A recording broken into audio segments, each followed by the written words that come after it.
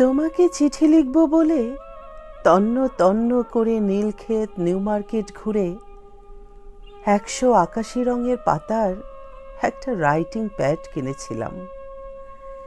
লেখার জন্য একটা ফাউন্টেন পেন আর এক দোয়াত নীল কালি। অনেকদিন তোমাকে চিঠি লেখা হয় না। এবার প্রতিদিন একটা করে চিঠি লিখব। রাত জেগে চিঠি লিখছি, প্রায় প্রতি রাতেই লিখছি। চিঠিগুলো পুড়ে রেখেছি নীল খামে। আজ চিঠি লিখতে গিয়ে দেখি রাইটিং প্যাড ফুরিয়ে গেছে। 100টা চিঠি নীল খামে বন্দি হয়ে আছে আমার ড্রয়ারে। একটাও পোস্ট করা হয়নি।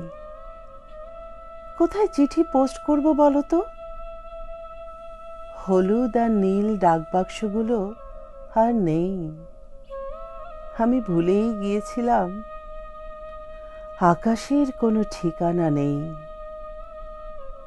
সাগরের কোনো সীমানা নেই, পাহাড়ের কোনো পোস্টাল অ্যাড্রেস নেই। আমি ভুলেই গিয়েছিলাম চিঠি লেখার জামানা সেই কবে গ্রাস করেছে ইমেল, মেসেঞ্জার আর হোয়াটসঅ্যাপে। আর ভুলে গিয়েছিলাম যাকে চিঠি লিখব সেই তুমিও আর আমার নেই।